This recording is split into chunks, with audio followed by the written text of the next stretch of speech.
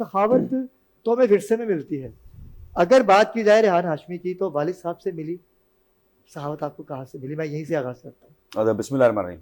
देखिए, पहले तो बड़ा बहुत शुक्रिया। वैसे बताने की चीज़ें नहीं होती हर चीज़, जो आपका जेनेटिकली इन बिल्ट इन चीज़ होती है, जो ब्लड ऑलवेज स्पीक्स, ये बड़े कहा करते हैं। तो आपको बहुत सारी चीज़ें आपके पास, बाद औक़ात ऐसे लोग भी देखे हैं हमने जिनके पास कुछ नहीं होता लेकिन अपनी जेब खाली कर देते हैं, निकाल के दे देते हैं।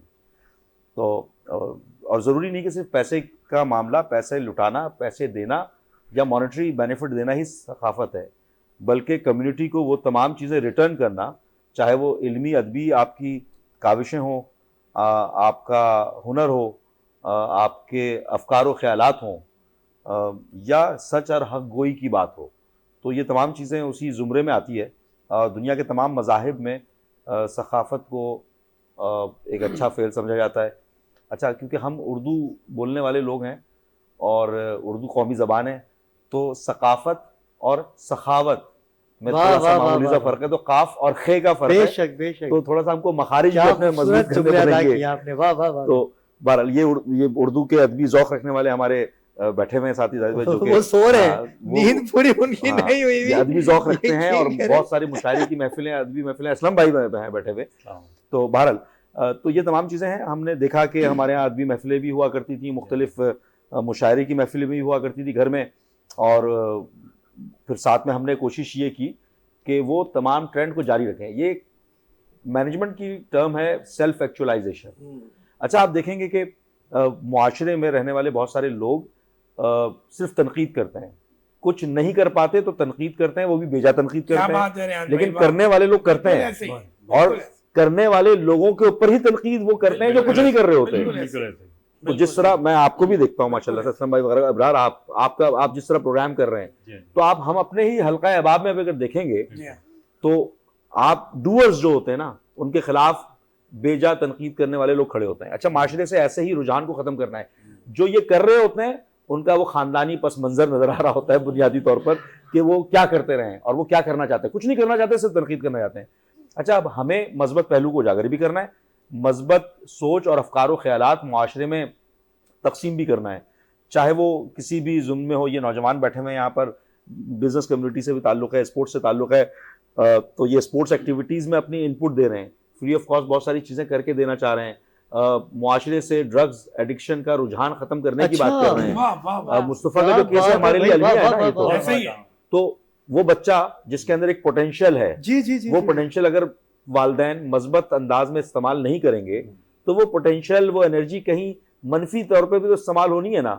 तो क्यों ना हम अपने बच्चों को, पेरेंट्स को एजुकेट करके उनकी जो उनके अंदर एनर्जी है, जो पोटेंशियल्स हैं, उसको किसी मस्बत सरगर्मी की तरफ राग़िब करें। और गैजेट्स में आ गए, टेलीफोन पे लगे हुए हैं सब, अब टेलीफोन से किस तरह निकालें, बहुत बड़ा मुश्किल काम है ये।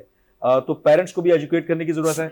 और हेल्दी कराची के नाम से जो आपने बेड़ा नौजवानों ने उठाए, अभी जिस तरह बात कर रहे थे, तो मैंने भी कहा कि भाई जो भी बेस्ट पॉसिबल हो सकेगा हम कोशिश करेंगे, आपकी हेल्प करें, कोऑर्डिनेट करें, मोरली सपोर्ट करें, आपको कनेक्टिविटी डेवलप करें।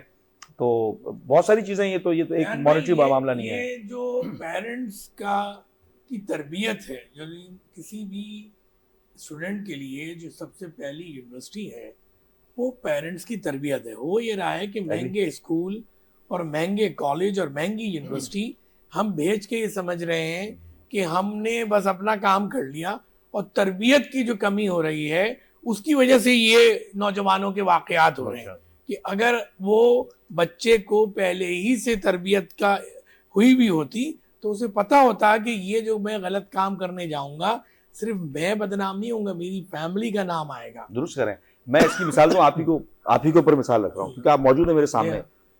पिछले 15-20 सालों से आप अदबी महफिलें कर रहे हैं। ऐसे ही 15-20 साल पहले, आज भी नौजवान है, वैसे तो और बच्चे होंगे आप। ऐसे ही तो आज के मुआशरे में अगर रैंडम सैम्पलिंग करें हम 100 लड़कों की, उन 100 लड़कों में से बमुश्किल एक आदमी निकल गया जो कि अदबी महफिलों में बैठने का ज़ौक़ रखता हो, तो उसके घर की तरबियत की अक्कासी है बुनियादी तौर पर। अच्छा, उसी ज़ौक़ को बेदार करना है हमें। मेरा अपना ज़ाती ख्याल है कि वो ज़ौक़ नौजवानों में बेदार करने से पहले उनके पेरेंट्स में बेदार करना है, क्योंकि आज का जो नौजवान है वो कल का पेरेंट है। बिल्कुल, तो वो गई गुजरी कौम नस्ल पैदा होती रहेगी। नेशन बिल्डिंग का मामला है ये। तो ये कलेक्टिव एक्शन है, मेरे अकेले का काम नहीं है। और जो मनफी सरगर्मियां अख्तियार करने वाले, मनफी रुझान को फ़रोग देने वाले, सरकशी और जिसको इंतशार फैलाने वाले हल्के से निकाल कर मजबत सरगर्मी फैलाने वाले लोगों को हमें हाईलाइट करना है।